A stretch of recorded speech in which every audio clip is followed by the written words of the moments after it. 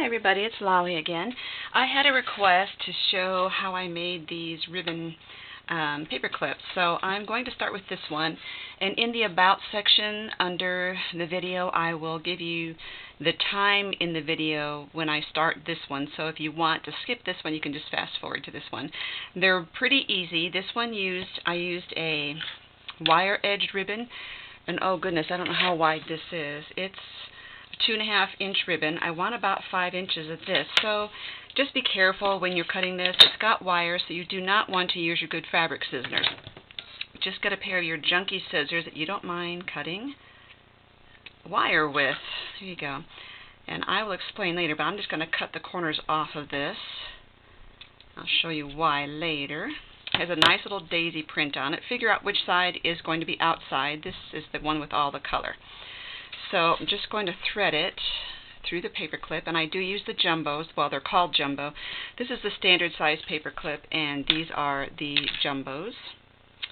So I'm using a jumbo, and I'm just going to shove it right here on the single loop end of the paper clip, not the double loop.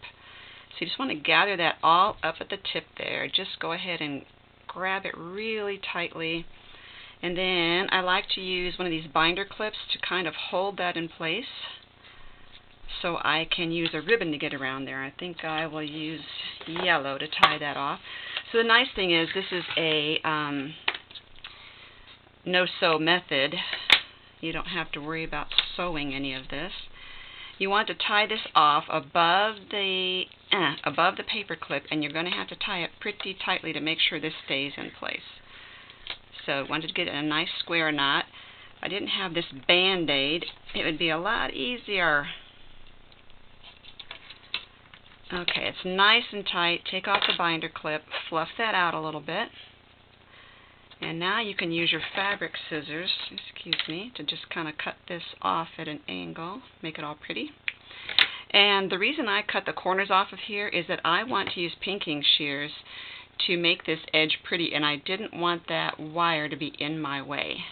That's why I cut the corners off. I didn't want to take the chance that I was going to be cutting wire with my scissors. So that's all I did for this one. This was 5 inch. I think I must have cut this one about 6 inches. Depends on how long you want it to be.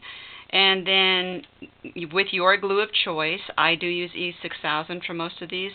Find some kind of cabochon, and see what we've got in our little stash here. I think I'll go ahead with the same one, the green. So you'll want to glue that on. Since I use E6000, it would take a good blob of that, and it would take me, because it's a rounded surface, I would have to hold that for a couple minutes. And since I don't want to take up video time, I will just set that aside, show you that that is what the finished product looks like. So it does slide around a little bit, not a problem. It's still really pretty. And then for this one, I'm using this organza ribbon. It's about 1/4 inch wide. And I'm going to take 3 fingers and hold, and kind of not squish them together, but separate them just a little bit.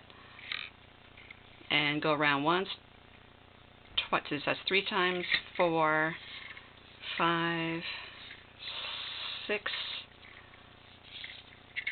It's getting all twisted, and a good 7 times. And you might want to end up, I think I started kind of funny there. If you have both your ends going up, that's fine. Then take your paper clip, and right where it has this exposed end, right there, thread that through, making sure you're getting it through all of the layers, and then go around until you get the ribbon into the single edge. Okay, and once again, we're going to clip that with the binder clip and use some ribbon. I think I'm going to use pink this time.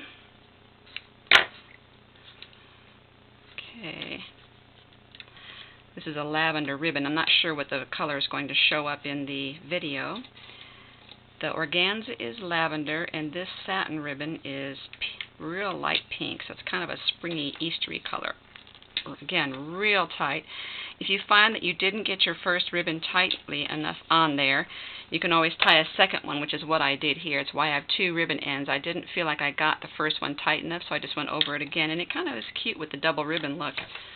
So again, trim off those ends, release that. Now at this point, I left mine, this one is too long here. This is what I that's what I meant about start with your ribbon in the vertical position, wrap it around, and end up with your ribbon in the vertical position so your two ends are sticking up.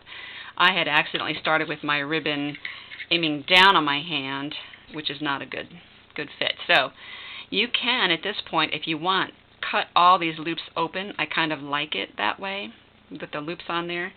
And then, again, I just pick out something from your stash. Let's see, I think this would look really cute. These little, I like sparkly things. Okay, so that would be really cute on there as well. But I'm not going to glue it on there for you, just to save you from having to watch me sit there and hold that down. So anyway, that is those two projects. I hope that makes sense for you. Thank you for watching.